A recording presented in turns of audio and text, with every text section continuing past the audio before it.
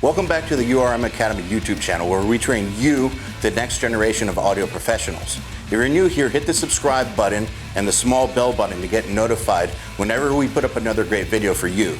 In today's video, I'm going to show you how to set up my personal favorite time-based effect, delay.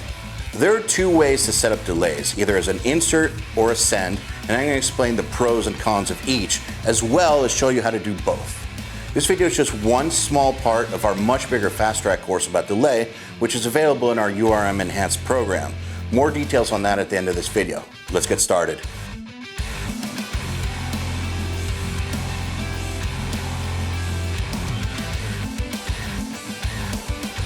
So when you set up a delay or a reverb on an aux, basically what you're doing is you're setting up a parallel track.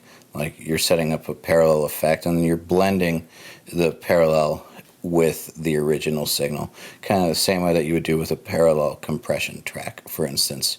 The reason that this came about and became like the old school way to do it is, if you think of an analog studio with a board and a finite amount of hardware pieces, as well as inserts and physical sends, plus budget, it didn't make sense to have 48 copies of a delay, for instance. No one would be able to house that or afford it probably in the real world. So it had to be set up to where multiple tracks would go to one effects unit. And it will save budget, and in the case of a computer, it will save CPU. It's very, very CPU friendly. But on a musical level, what's cool about it is that it allows you to glue tracks together. Like for instance, if you're sending a few guitars into a delay aux, like for instance, a lead with two harmonies, it helps to glue it all together. Same with when you send it to a reverb. So I'll show you how to set that up real quick. So here's my original guitar.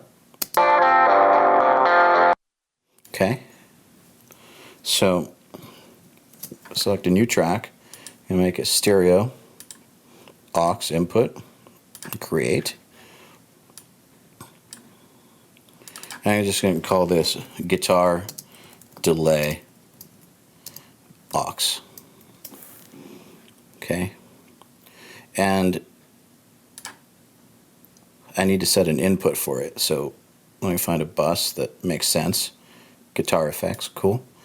And then right here on the sends, I need to set an output going to this guitar effects bus. So go to bus, and yeah, guitar effects. There we go. And as you can see, as soon as I hit play, it'll be like I have them running in parallel. Let me just set the outputs properly.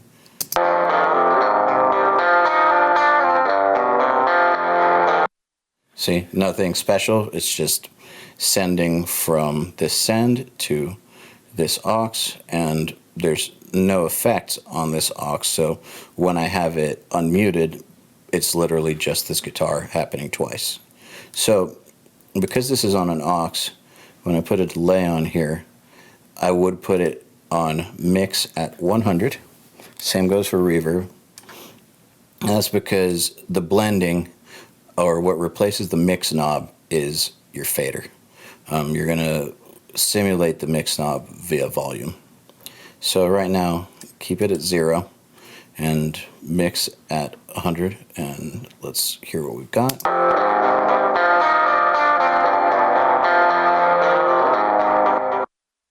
We want to go for a more lo-fi delay, so I'm going to put it on AM radio mode, hear what we've got, put it on a loop.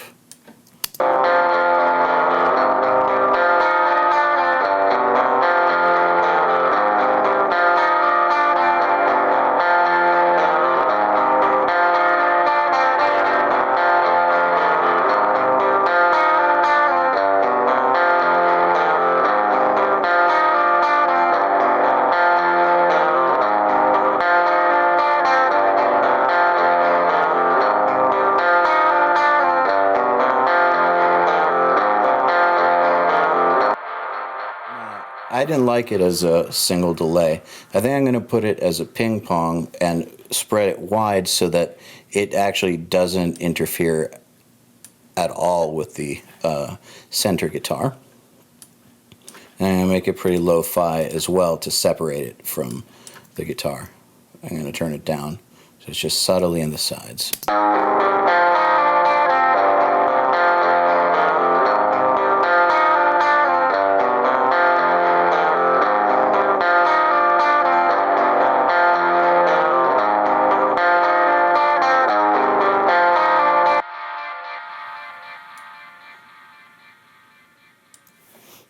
Now, if I was going to do that as an insert, it's a slightly different process. Now, the cool thing about inserts is that you have a lot more individual power. It's kind of like for when you want to make an individual effect out of a track. So if, like, this guitar, for instance, was the only track that kind of did this in the song, and I just wanted this to be the sound of this particular guitar, then I would put the effect as an insert, as opposed to using the effect to kind of glue multiple sounds together. So I'm going to actually pull up the exact same Echoboy delay, and I'm going to match the settings up.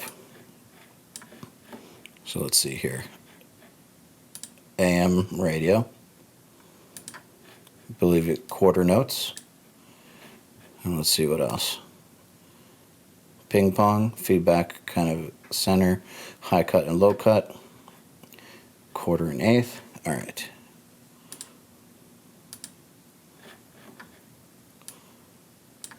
Ping pong, saturation about there, feedback about there, quarter eighth, and then lo-fi, and then as wide as possible. Now, it's going to sound different than the send.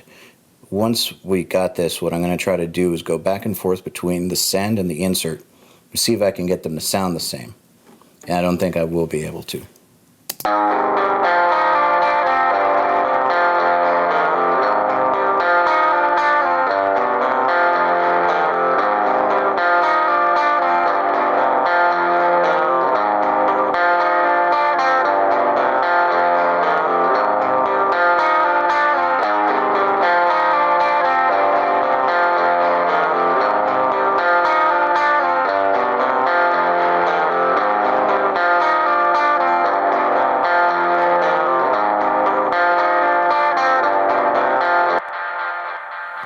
Personally, I like it on the insert better.